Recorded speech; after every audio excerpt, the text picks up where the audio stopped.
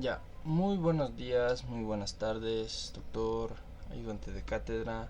Hoy les vengo a explicarles sobre el trabajo autónomo 05, que nos habían planteado 7 preguntas, en las cuales nos daba para explicar sobre lo que sucede con la presión de vapor, o sea, dando una explicación sobre la ley de Rhodes, ley de Henry y todo eso. Pero bueno, ahorita les voy a contestar con las siguientes diapositivas. Bueno, empezando porque, ¿qué es una disolución ideal? Dice, es aquella que las moléculas de las distintas especies son tan semejantes unas a otras que las moléculas de uno de los componentes pueden sustituir a las del otro sin variación de la estructura especial de la disolución o de la energía de la interacción intermoleculares. Dice, pero bueno, para dar dos ejemplos respecto a esto, podría decir que uno puede ser el aire, que es gas en gas. Esta disolución formada por gases entre los que destacan el nitrógeno y el oxígeno que están presentes que está presente en la atmósfera. Bueno, otro ejemplo también sería sobre la bebida carbonada, o sea que vendría a ser una cola, como lo decimos aquí, que sería un gas en líquido. Es comúnmente llamada gaseosa y es una disolución de gases como el ácido carbónico dentro del líquido, que en este caso sería en agua. Eso sería una disolución ideal. Bueno, ahorita vamos a hablar por qué la presión de vapor de una disolución es diferente que la del disolvente puro. Para poder responder esto debemos de saber que si un soluto es no volátil, la presión de vapor de su disolución es menor que la del disolvente puro. Así que la relación entre la presión de vapor y la presión de vapor del disolvente depende de la concentración del soluto en la disolución.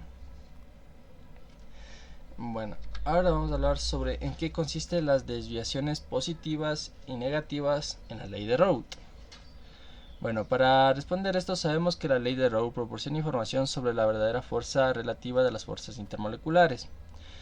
Bueno, para saber si una desviación es negativa, se debe saber que si la presión de vapor es menor que la prevista, o sea, es una desviación negativa, menos de las moléculas cada componente dejaron menos moléculas de cada componente dejaron la solución en presencia del otro componente, lo que indica que las fuerzas entre las diferentes moléculas son muy fuertes. En caso contrario, cierto a esto, las desviaciones serían positivas. Bueno, ahora vamos a responder acerca sobre cómo se relaciona la disminución de la presión de vapor con el aumento del punto de ebullición de una disolución. Podemos decir esto que en química se llama propiedades, o sea, con esto debemos decir que aquí entran un poco de las propiedades coligativas, que son aquellas propiedades de una disolución que dependen únicamente de la concentración, generalmente expresada como una concentración equivalente, es decir, la cantidad de partículas del soluto por partículas totales, y no de la composición química del soluto. Están estrechamente relacionadas con la presión de vapor, que es la presión que ejerce sobre la fase de vapor sobre la fase líquida, cuando el líquido se encuentra en un recipiente cerrado. La presión de vapor depende del solvente y de la temperatura, la cual sean medidas. Para medir esto, se mide el sistema cuando llega a un punto de equilibrio dinámico.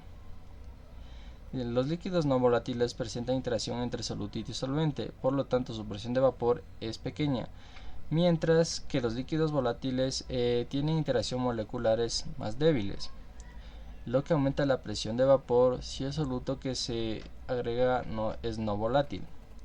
Se producirá un descenso de presión de vapor, ya que se reduce la capacidad del disolvente a pesar de la fase líquida a fase vapor. El grado en que un soluto no volátil disminuye la presión de vapor es proporcional a su concentración. En efecto, es el resultado de dos factores: de la disminución del número de moléculas del disolvente en la superficie libre y la aparición de fuerzas atractivas entre los sistemas. Bueno, ahorita vamos a hablar sobre la segunda, que es una aplicación de la ley de Raoult. Como puede ver, aquí está un poco sobre lo que es un poco de la ley de Raoult y una fórmula. Pero una de sus aplicaciones de la ley de Raoult es en la separación de compuestos puros presentes en una disolución por medio de la técnica de destilación, en la cual los componentes son separados por diferencia de temperatura.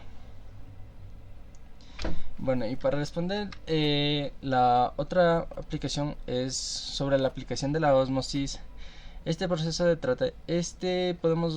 esta aplicación podemos verla en el proceso de tratamiento de agua, que se utiliza principalmente para la desmineralización de las aguas, obteniendo agua de gran pureza. Aunque sus usos son muy diversos, como ya sabemos, la ósmosis inversa es la principal técnica de la desalación del agua, aunque también se utiliza para obtener aguas industriales. Bueno, eso sería una aplicación de la ósmosis. Bueno, y ahorita una aplicación de la ley de Henry sería, sabiendo que la ley de Henry enuncia que a una temperatura constante la cantidad de gas disuelto en un líquido es directamente proporcional a la presión parcial que ejerce un gas sobre el líquido. Las aplicaciones de la ley de Henry serían más en la industria química.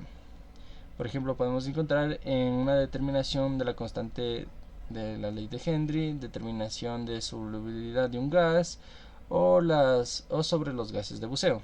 Ahí se podría aplicar esta ley de Henry. Y bueno, eso sería todo con respecto al trabajo autónomo. Gracias.